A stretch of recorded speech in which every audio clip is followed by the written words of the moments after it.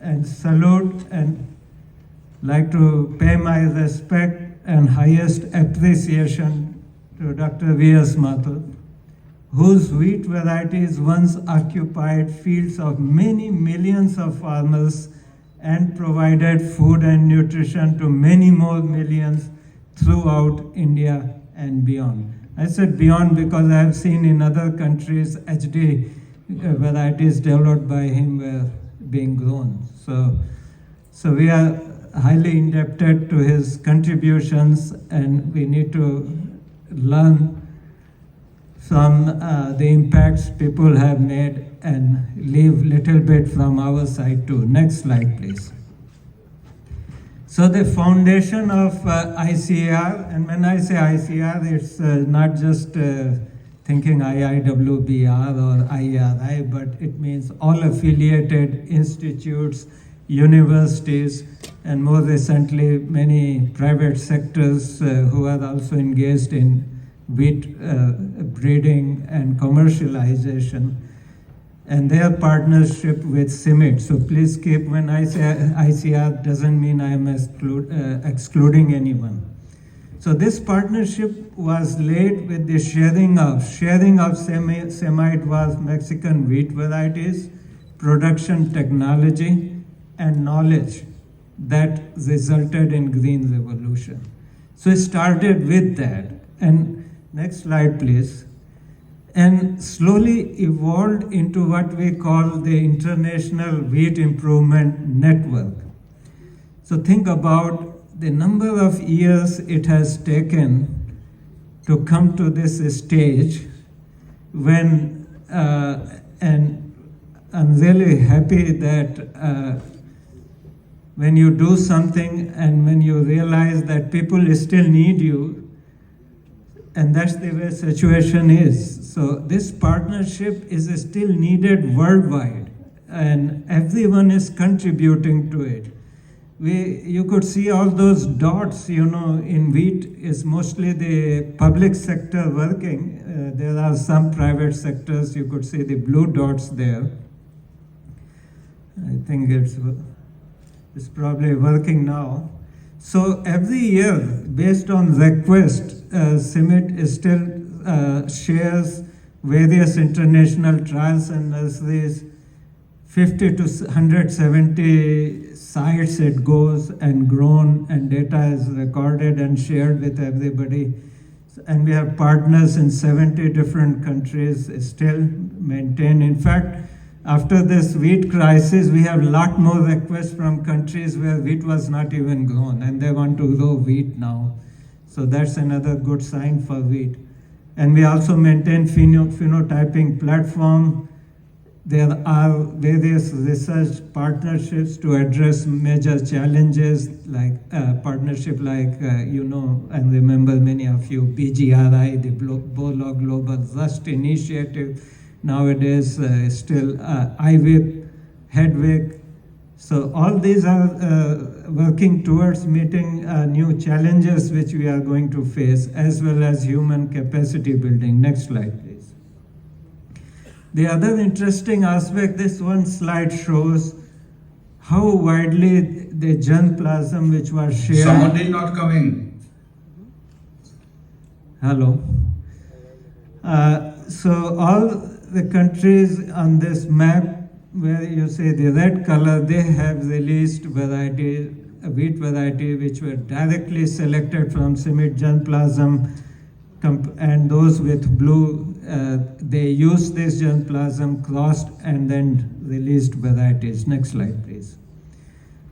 So we have to see the effect over time, and this graph in itself shows it. In 2021, because 22 is not yet complete, 778.6 million tons of wheat was harvested from 223.4 million hectares. India contributed 14% of it and is the second largest producer now. So more importantly for all of us, how the average global yield is now. Last year, the average was roughly 3.5 tons. Sound is not coming, please. Where sound is not coming. Ah, okay. All right.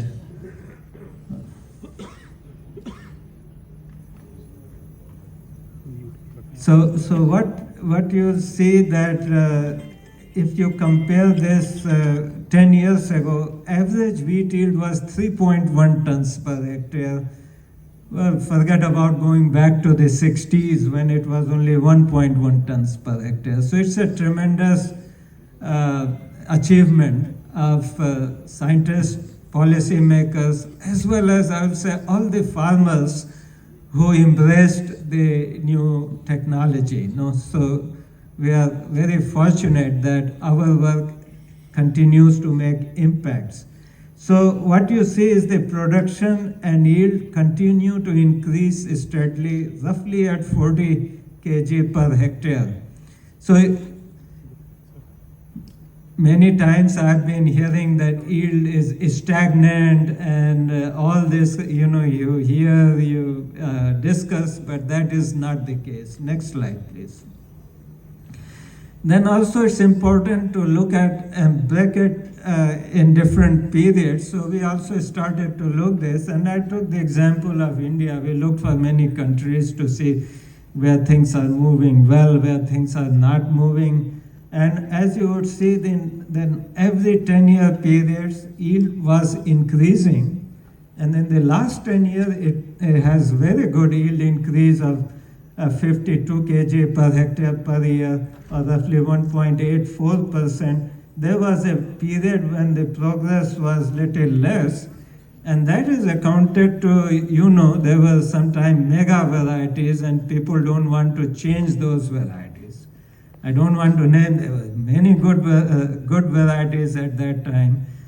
And you keep that in mind, because you will see something similar in Mexico also. Next slide, please. So when you look at the global yield projection scenario, it's very important for us because a lot of what we do needs to consider this. If we continue with the pace we are moving, this is where we will go by 2050.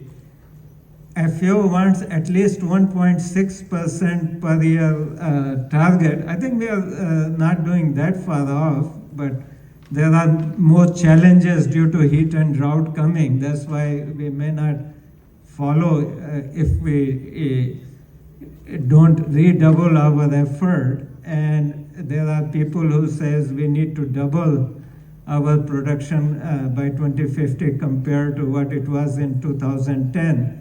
So there is a lot to be done, otherwise there will be 100 to 300 million tons of shortage of wheat at that time. Next slide, please. So we had a small incident here last year in South Asia. The temperature went up, and what I saw, the latest figure which came out few days back, about 3 million tons were lost due to heat. That's roughly 2.5%. And this was just heat stress at grain filling stage. It could have been much higher because people were predicting that losses could be 10 to 15%, but that didn't happen. And then you have to ask question, why it didn't happen? And my feeling is largely because of climate resilience in newer varieties and planting which has shifted to somewhat earlier, means those varieties are adapted to earlier sowing conditions. So all that has changed that effect of heat stress, which could have been worse. Next slide, please. Now I share this example. We have used this slide. If nighttime temperature increases, then what will happen to wheat yield? There are many models, but this is actually in Yaqui Valley in Mexico from actual farmers here. So when mean nighttime temperature in the months of January, February, March is lower, you will see the production is higher irrespective of varieties. And if mean night temperature is warmer, and you could see it has varied quite a bit over time. the yield severely drops by that time. And you can predict every year the production there based on the mean nighttime temperature. So what we figured out that every 1 degree centigrade mean nighttime temperature increase in those 3 critical months means roughly 700 kg per hectare yield reduction.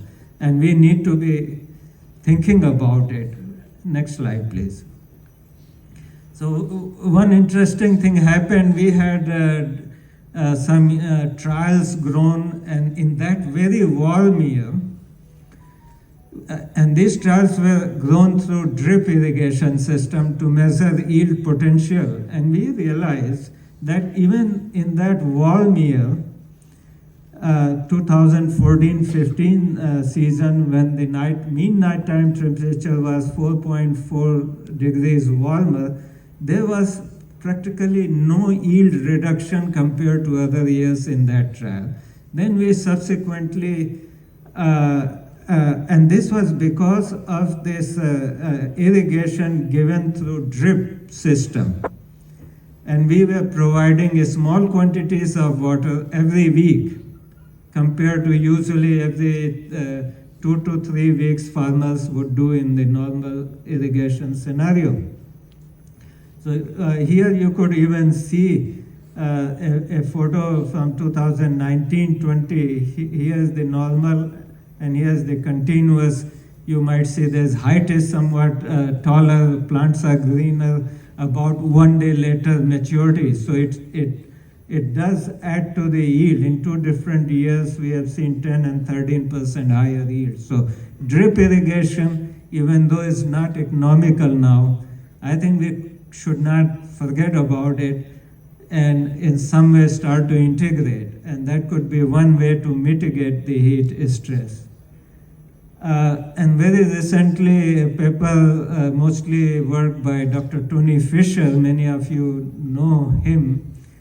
So he started to separate out yield increases in Yaqui Valley, and he adjusted.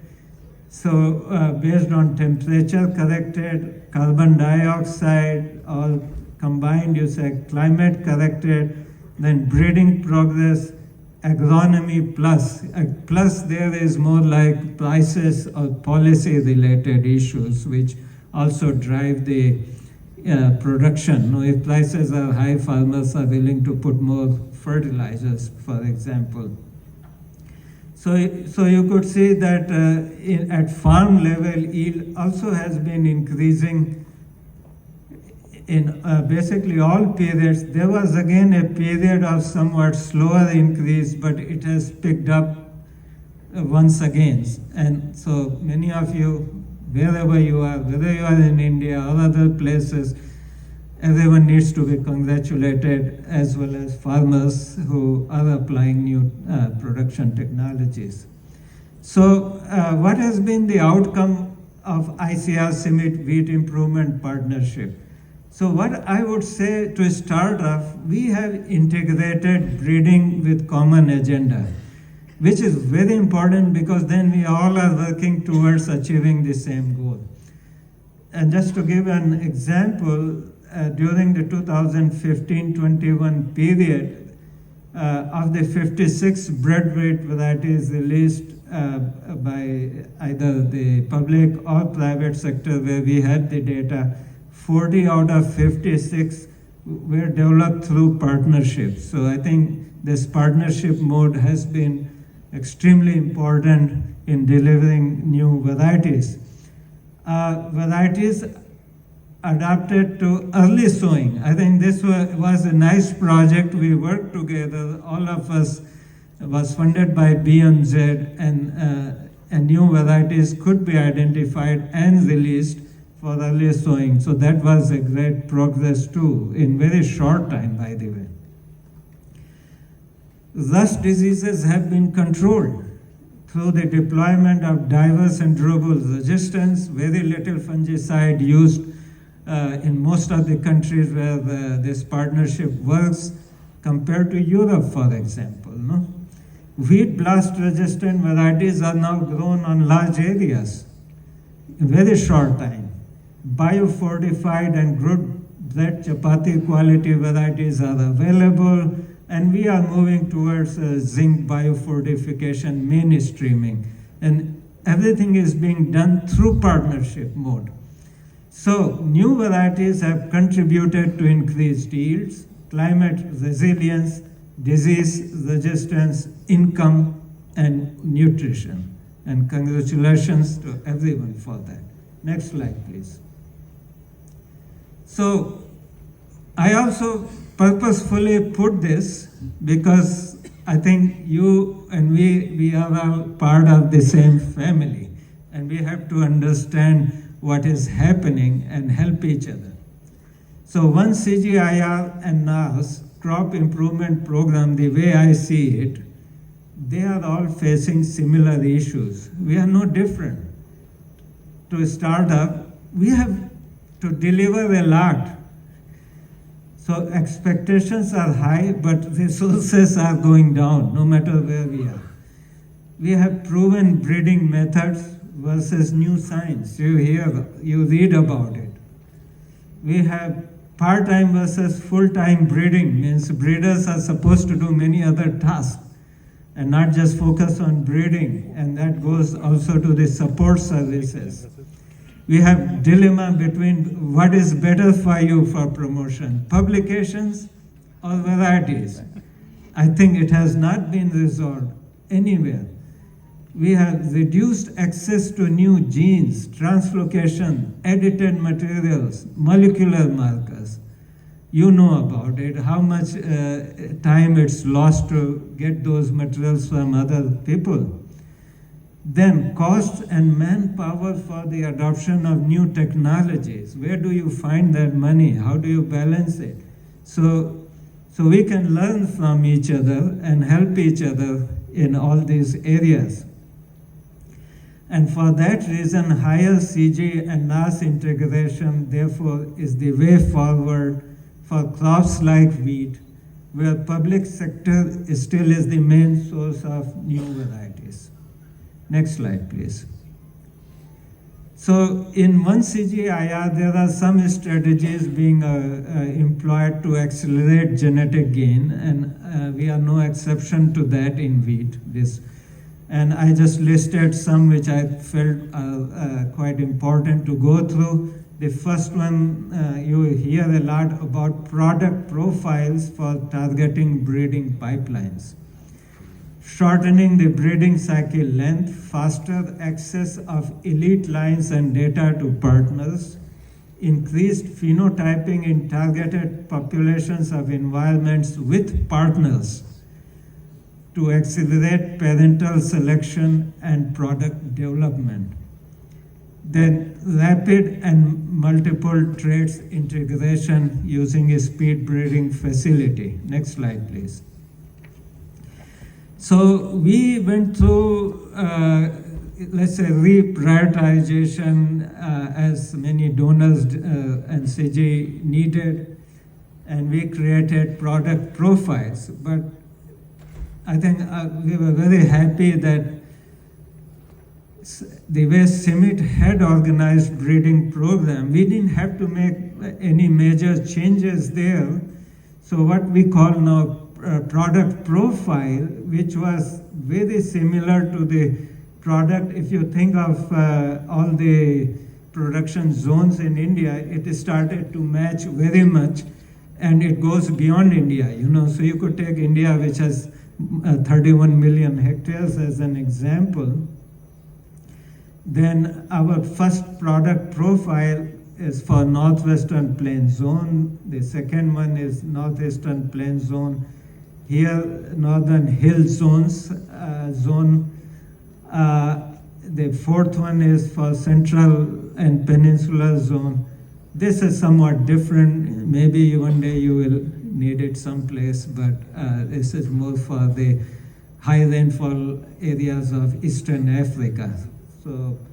So we didn't need to make major changes in case of wheat because this thing as mega environments was being done for a long time. Next slide, please. I don't want to go through here, but we have listed the traits, because when you talk of product profile, you need to have a list of traits which will make variety acceptable by farmers as well as successful from marketing point of view. So you will see there is no major difference between what we would do in CG and what you will do here. So that is what is product profiling, and then you put your priority and focus your breeding to develop those profiles. Next slide, please. Then breeding cycle length reduction, we also know about single seed descent. I mean, when even I was in undergraduate, we were hearing about it. Later on, we heard about double haploids, but they have high cost. You can maintain only small population sizes per cross. We retain large proportion of undesirable progeny. This is also known to breeders, so many breeding programs didn't use those. So we have modified our scheme to which integrates faster but cheaper generation advancement, because cost is becoming an issue. Then we maintain the efficient field selection at appropriate stages. Next slide, please. So this looks a little bit complex, but we built some facilities at Taluka station. There's a field screenhouse facility at Taluka where in the off season you can plant, you can make crosses, as well as we have some speed breeding facility, not very big, but we have some. So the change here just smaller.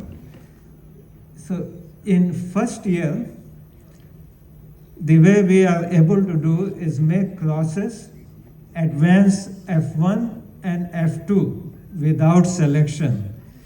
So because speed breeding facility was not enough, we went to the field.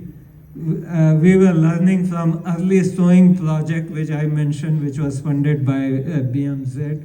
So in Obregon, we could plant wheat around October 20, which for us is like a month earlier, harvest our F1, and then in February, mid-February, we were able to plant F2, harvested F2 in May, and then they are being selected by my colleague right now in Taluka. So we could just add one extra generation to save time. And then year 2 is dedicated to field selection in F3 in Taluka, F4 in Obregon as a small plot, F3 hedgerow derived. And then year 3 gives our Albatan field site, Taluka in the summertime, seed multiplication. And then yield trials are now done, your first stage yield trial in year 3. So that's how breeding cycle has been shortened. And in year 4, we could do the trialing now of the best selected line, because we expanded our stage 1 yield trial. Earlier was used to be done in 1 environment. Now we are doing in 4 environments to get high yield, drought tolerance, heat tolerance, all determined very quickly. And year 4 come and grow them in small numbers with our partners. So you have access of better lines much earlier, 3 years earlier now. So that's how it goes. So we can speed up the breeding without making too many changes on our selection, which is still part of the scheme. As you could see, very high emphasis on selection. Also in this scheme, the genomic selection has been integrated. We have been working for almost 9 years. This is 10th year we started with this USAID funded project. So we also learned you can discard a line, certain percent, and depending on trait, that percent can be increased. without even phenotyping. So we could cull lots of poor predicted lines with poor performance using genomic selection. For the yield, is better to discard. You could go up to around 30% the worst performing line. For diseases, you can go much higher, like disease like UG99, for example, for stem stress selection, you don't have data, so based on predicted value, if you like, you can discard half of the lines without fear of discarding better lines. So we are using that strategy to remove many lines before they go to the yield trial. Next slide, please. So Philomene, who is here, she has been doing this kind of predictions, and as you could see, we are for many quality-related traits, predictability is very high. Then is the disease resistance trait. Depending on the year, prediction can be more or less, and that also depends what kind of data in the previous season you had, if you had changes in the race population. Yield is the least predicted of the from genomic data. So if you use a previous season data to predict your next set of material, predictability drops down, as you could see on the right green bars. This thing has run out of battery if you have some by chance. If not, it's fine. Next slide, please.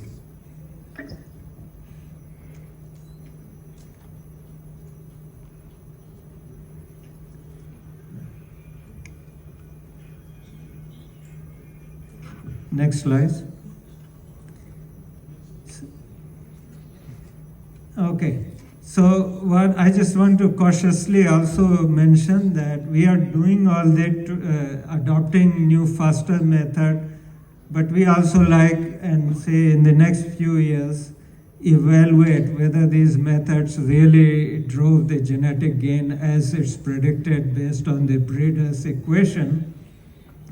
Because there is a lot at stake. It's not just grain yield, but yield stability and other traits all need to come together. Next slide. So as I was mentioning, the stage 2 testing, thanks to very quick acceptance by colleagues and many partners here, now part of this testing network under the Accelerating Genetic Gains in Wheat project. Last season, over 20 sites in South Asia started to grow these trials. You could see all these sites spread out very nicely. Next slide, please.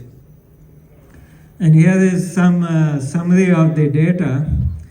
And you could see that depending on site, like Chakwal had the lowest yield, and congratulations to Uttam and his group at Jabalpur site, which the government of India had chosen for BISA. So the right side is the yield at Jabalpur in this site. So Jabalpur had the highest yield. And that pattern repeats year after year. This time he had the expanded testing. But anyway, you could see this happening. There is a lot of variation, and idea is to pick the best lines. Next slide, please. So here we show that how the yield of the lines are distributed at in different trials at different sites. So here is compared to the mean of the 6 checks which were put, and the right side is the, anyway, you could perhaps read the right side, there is over the local check. So what do I get here? I think we have to improve our phenotyping capacity. I don't expect that many lines will perform better than the local check. There should have been much less lines, and this is one area mechanization, better management of trials need to come if we want to identify better lines very fast. But nonetheless, by using multi-site data analysis, you reduce those numbers of, looks like many good performing lines, but in reality, they are very few because checks are new varieties, so you don't expect that many lines will perform better. So on the zinc mainstreaming, we have also increased our work towards biofortification. There is another project, zinc mainstreaming, and again there are partners in all 4 South Asian countries in that project. So we have learned there is a large phenotypic and genetic variation. We also know that managed field phenotyping has been highly reliable, so we are making progress. In the graphs here, what you see, the yellow ones are the targeted crosses made for zinc breeding versus other populations breeding material. You could see the mean grain zinc has improved. It comes around 0.5 parts per million every year we have invested. Sounds small, but it's quite a lot if you think about it.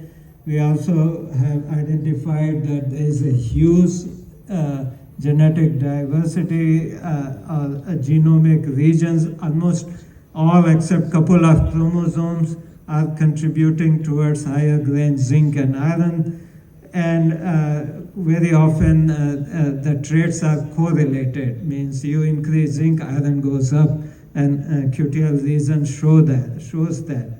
So I think we are progressing very well, and hopefully in the next 5-10 years, majority of the CYMMYT lines will come with higher zinc, and when our partners use them, they also are increasing the zinc level in their material. Next slide, please. The wheat rust is another area I like to make some comment because there have been a lot of learning over the time. We are almost out of this major boom and bust cycles, which was known to be associated with wheat rust, or the utilization of single race-specific genes. Nowadays, you don't hear very often that varieties are breaking down for rust, and that is another success story to talk about, particularly leaf rust. You know, very often people don't talk about. Our friends at Shimla, they probably they have difficulty in saying what genes, because it's all based on adult plant minor genes based resistance, and we have learned that you combine 4 to 5 minor genes together, you get pretty good resistance. So we are kind of out of the danger situation with leaf rust. But yellow rust is still posing some challenges, especially in areas where you get infections very early in the crop season when adult plant resistance is not working. So we have some very nice strategy which seems to be working, is to combine some what I call partially effective race-specific genes with true APR genes. So you can, next slide please. I like to take the example of your own variety, C306 Sujata from this region. Of course, variety, the sample you get is very diverse, but the sample of C306 or Sujata which we have is, we have purified, and this is how it looks against yellow rust. It's still very green, hardly any yellow rust. So we have done the genetics. What comes out, it had 2 what we call multi-pathogen resistance genes, LR46, and you see many other names there. This is not going, so you have to read it there. LR67 gene on chromosome 4DR, and there were 2 other QTL regions, both contributed to leaf rust and yellow rust. You combine all of them, you get clean one. If you had this in YR67 alone, you get 30, 40, 50% yellow dust severity on plant. And Sujata resistance, wherever I have seen, is still highly effective to yellow dust. So has survived for a very long time. Next one. The other one I also want to mention, because this one is also surviving, and this gene we named as YR54, introduced from a cancer's germplasm material. Idea was to bring LR42 gene, which was transferred from Taoxiai there. But what you see here, you see a lot of yellowing, but there's not much sporulation in that yellowing, okay? The striped rust yellowing. And right hand side is the line Kwayu, which was developed, very green, which had YR54, YR29, YR30. YR30 is also linked to the famous stem rust resistance gene number 2, SR2. And there's a leaf rust QTL. So these are very interesting genes to work with. And when you combine, and the variety like DBW343 has this resistance, there are some in Eastern Africa, they are growing for a number of years and resistance remained effective. Next slide. We also had some good and bad experience with this translocation called 2NS translocation, and Pawan will talk about it when he talks about wheat blast. But this translocation had all resistance genes for leaf rust, yellow rust, stem rust, which have now become